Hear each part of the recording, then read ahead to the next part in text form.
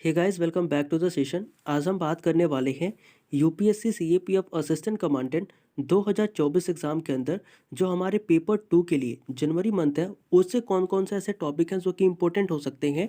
तो ऐसे जितने भी हमारे इंपॉर्टेंट एडिटोरियल हैं for the CAPF AC paper 2 January month 2024 के अंदर, आज उन सारे ही एडिटोरियल के बारे में हम बात करने वाले हैं। तो प्लीज़ पूरा वीडियो आप ध्यान से ज़रूर देखिएगा। कोई भी डाउट, कोई भी सजेशंस अगर आपके होते हैं तो वो आप कमेंट करके बता सकते हैं। तो बिना लेट किए आइए वीडियो को स्टार्ट करते हैं।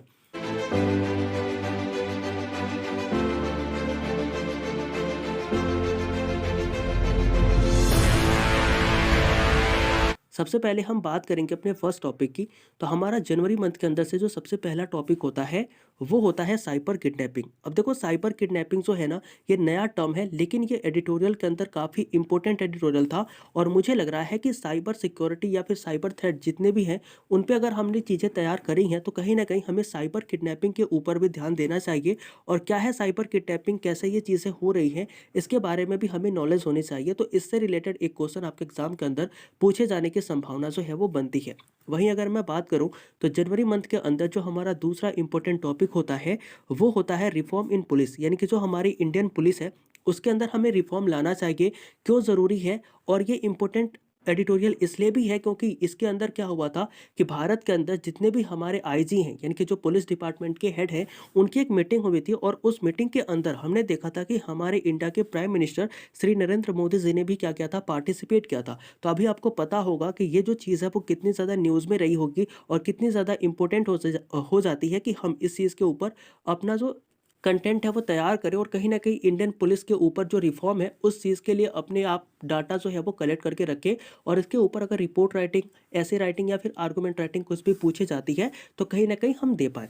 वहीं अगर मैं बात करूं तो वन नेशन वन इलेक्शन, क्योंकि अब मैंने बताया था कि वन नेशन वन इलेक्शन जो है ये जनवरी मंथ के अंदर एक इंपॉर्टेंट एडिटोरियल रहा था। और मुझे ऐसा पता नहीं क्यों लग रहा है कि इस बार अगर ये क्वेश्चन एग्जाम के अंदर पूछा जाएगा ना, तो मुझे ऐसा लग रहा है कि इसके ऊपर बेसिकली आर्गूमेंट राइटिंग पूछी जाएगी। तो इस टॉपिक को आप आर्गूमेंट राइटिंग के दृष्टिकोण से प्रिपेयर कर सकते हैं कि वन नेशन वन इलेक्शन जो है इसके ऊपर हमारी आर्गूमेंट क्या हो सकती है। वहीं अगर मैं बात करूं, जनवरी मंथ के अंदर से एक और इंपॉर्टेंट टॉपिक निकल के आता है जो कि होता है मेल न्यूट्रिशन इन इंडिया, यानी कि जो माल न्यूट्रिशन है, यानी कि न्यूट्रिशन की जो कमी है वो इंडिया के अंदर देखने को मिली है।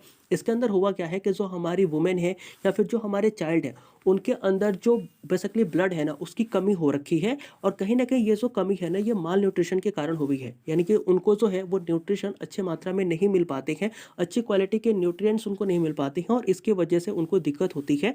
तो कहीं ना कहीं ये जो एडिटोरियल है ना ये भी काफ़ी ज़्यादा इंपॉर्टेंट है कि माल न्यूट्रिशन इन इंडिया के ऊपर आपसे कुछ ना कुछ जो है वो पूछा जा सकता है, ऐसे रिपोर्ट या फिर आर्गूमेंट। तो ये बेसिकली हमारे ये 4 टॉपिक होते हैं जो कि जनवरी मंथ के अंदर से इंपॉर्टेंट है। लेकिन इसके अलावा और भी हमारे टॉपिक है जो कि काफ़ी ज़्यादा इंपॉर्टेंट हो जाते हैं, जैसे कि एथिक्स इन हायर एजुकेशन।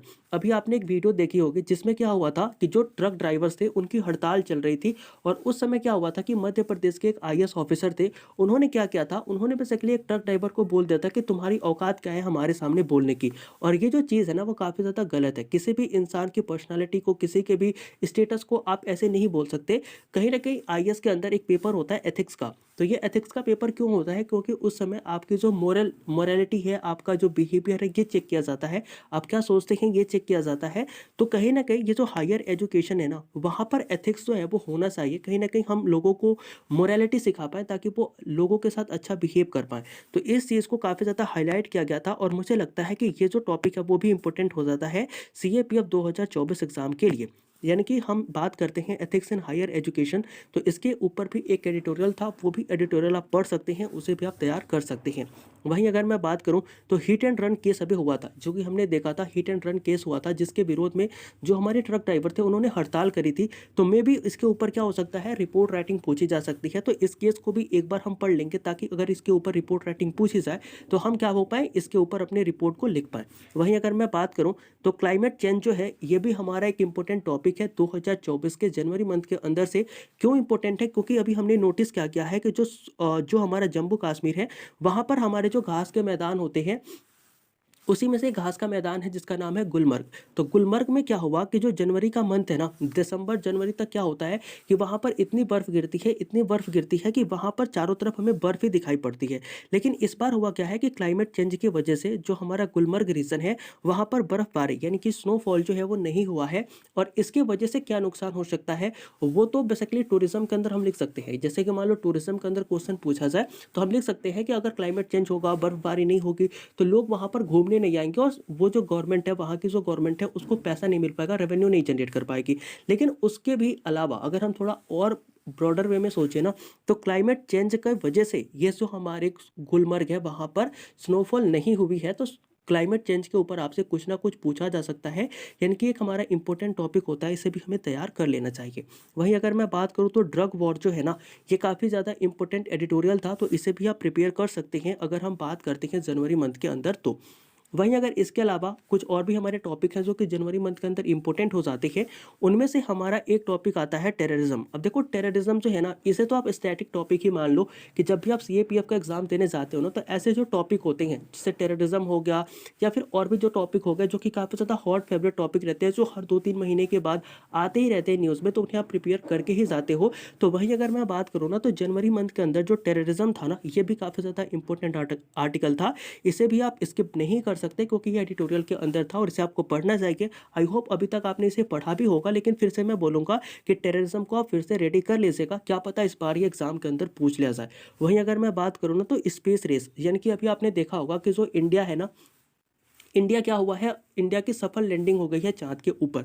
तो इसके वजह से क्या दिखाया जा रहा है, कहीं ना कहीं इसके ऊपर अगर आपसे मान लो रिपोर्ट राइटिंग पूछी जाती है चंद्रयान मिशन के बारे में, तो वो तो मैंने पहले भी बता रखी है, आप कहीं ना कहीं उसे कर भी लेंगे। लेकिन एक यहाँ से ब्रॉडर वे में एक आर्टिकल पब्लिश हुआ था जो कि था स्पेस रेस, यानी कि किस तरीके से दुनिया जो है ना, वो स्पेस में अपने आप को एक रेस की तरह ले रही है कि मैं आगे पहुंच जाऊं, मैं आगे पहुंच जाऊं। तो इस तरीके से जो स्पेस रेस है ना, इसके ऊपर एक क्वेश्चन आपसे पूछा जा सकता है। हो सकता है कि इसके ऊपर आर्गूमेंट पूछ लिया जाए कि इससे क्या फ़ायदे क्या नुकसान है, वो हमें पता होना चाहिए, या फिर इसके ऊपर कुछ ऐसे टाइप का पूछ लिया जाए। तो कहीं ना कहीं स्पेस रेस जो है ना, ये आप तैयार कर लीजिएगा एडिटोरियल, ये भी काफ़ी ज़्यादा इंपॉर्टेंट एडिटोरियल था जो कि जनवरी मंथ के अंदर हमें देखने को मिला था। वहीं अगर हम बात करें नेक्स्ट टॉपिक की, तो हमारा जो नेक्स्ट टॉपिक होता है ना, वो बेसिकली आता है लेसन फ्रॉम वॉर। अभी आपने देखा होगा कि हमास का युद्ध चल रहा है, रशिया यूक्रेन का युद्ध पता नहीं कब से चल रहा है। तो कहीं ना कहीं ये जो हमारे युद्ध हो रहे हैं ना, इनसे हम क्या सीख सकते हैं, हमारा लेसन्स क्या निकल के आ सकता है इन वॉर से, इससे रिलेटेड एक क्वेश्चन आपके एग्जाम में देखने को मिल जाएगा। तो प्लीज़ इस टॉपिक को भी आप प्रिपेयर कर सकते हैं कि लेसन फ्रॉम वॉर, यानी कि हम युद्धों से क्या सीख सकते हैं, किस तरीके से इन्हें रोका जा सकता है, क्या इसके फायदे हैं, क्या इसके नुकसान हैं, ये सारी ही चीज़ें आपको पता होनी चाहिए, क्योंकि ये भी एक इंपॉर्टेंट टॉपिक है, इससे रिलेटेड एक क्वेश्चन आपके एग्जाम में देखने को मिल जाएगा। वहीं अगर मैं बात करूँ कैपिटल पनिशमेंट की, अभी देखो कैपिटल पनिशमेंट जो था ना, वो लास्ट ईयर के एग्जाम में पूछा गया था, और इससे रिलेटेड अब तो क्वेश्चन नहीं आएगा क्योंकि इतना फ्रिक्वेंट क्वेश्चन तो वो नहीं पूछेंगे। लेकिन हाँ, ये एक एडिटोरियल है जो कि आप पढ़ सकते हैं, क्योंकि इसके मदद से ना आप किसी दूसरे, मान लो अगर दूसरा क्वेश्चन आता है और आपने ये चीज़ पढ़ी है, तो कहीं ना कहीं इसके ज्ञान को आप उसमें क्या कर सकते हो, कहीं ना कहीं एड ऑन कर सकते हो अगर कुछ इससे रिलेटेड क्वेश्चन देखने को मिले तो कैपिटल पनिशमेंट भी एक इंपॉर्टेंट एडिटोरियल है जिसे आप पढ़ सकते हैं। वहीं अगर मैं बात करूँ ना, तो रेगुलेशन इन ऑनलाइन गेमिंग, यानी कि जो ऑनलाइन हमारी गेम होती है ना, जैसे कि फ्री फायर हो गया, पबजी हो गया, या फिर और भी जितने सारे हमारे ऑनलाइन गेम हैं जो कि हम क्या करते हैं, बेसिकली ऑनलाइन प्ले करते हैं, ऐसे गेम के ऊपर सरकार को क्या रेगुलेशन लेकर के आना चाहिए, किस तरीके से सरकार इनको बेसिकली एक तरीके से रेगुलेट करके लोगों के फायदे के लिए इस्तेमाल कर सकती है बजाय इसके नुकसान के। क्योंकि हुआ क्या है ना कि इन गेम खेलने की वजह से ना काफ़ी जो लोग हैं, उनका जो बैंक बैलेंस है वो चला गया है। कई लोग पैसे लगाते हैं जुए के अंदर और उसके अंदर पैसे हार जाते हैं। तो इस तरीके से जो मनी का नुकसान है ना, वो लोगों को होता है, जिसकी वजह से वो क्या हो जाते हैं, बेसिकली स्ट्रेस में चले जाते हैं, और कई बार जो हुआ अपनी लाइफ को भी ख़त्म कर लेते हैं। तो इन चीज़ों से सरकार क्या कर सकती है, लोगों को बचा सकती है, वो ऑनलाइन गेमिंग के ऊपर, गैम्बलिंग के ऊपर क्या कर सकती है, रेगुलेशन लेकर के आ सकती है। तो हम किस तरीके से उस चीज़ को रेगुलेट कर सकते हैं, क्या क्या रेगुलेशन होनी चाहिए, ये सारी ही चीज़ें आपको पता होनी चाहिए। क्योंकि ये जो टॉपिक है ना, ये काफ़ी ज़्यादा इंपॉर्टेंट है। इसे मैंने लास्ट ईयर भी कराया था और इस ईयर भी मैं बता रहा हूँ कि इससे रिलेटेड एक क्वेश्चन जो है ना, वो शायद इस बार देखने को मिल जाए। लास्ट ईयर नहीं मिला था, लेकिन फिर भी हमने लास्ट ईयर किया था, और मुझे लग रहा है कि इस बार, क्योंकि ये 2024 जनवरी के अंदर भी एडिटोरियल था, इसलिए मैंने इसको ऐड ऑन भी करा है। तो इसे जरूर से पढ़ लीजिएगा, क्योंकि हो सकता है कि ये एडिटोरियल जो है वो कहीं ना कहीं एग्जाम के अंदर देखने को मिल जाए कि रेगुलेशन इन ऑनलाइन गेमिंग। तो बेसिकली अभी हमने कितने एडिटोरियल किए अगर आप काउंट कर रहे होंगे, तो अब तक हमने 13 एडिटोरियल जो है वो अभी तक कर लिया। और ये जो 13 एडिटोरियल है ना, ये काफ़ी ज़्यादा इंपॉर्टेंट एडिटोरियल है, इन्हें आप जरूर से प्रिपेयर कर लीजिएगा। कोई भी डाउट, कोई भी सजेशन आपके होते हैं, आप कमेंट करके बता सकते हैं। तो मिलते हैं किसी नेक्स्ट वीडियो में, तब तक के लिए जय हिंद।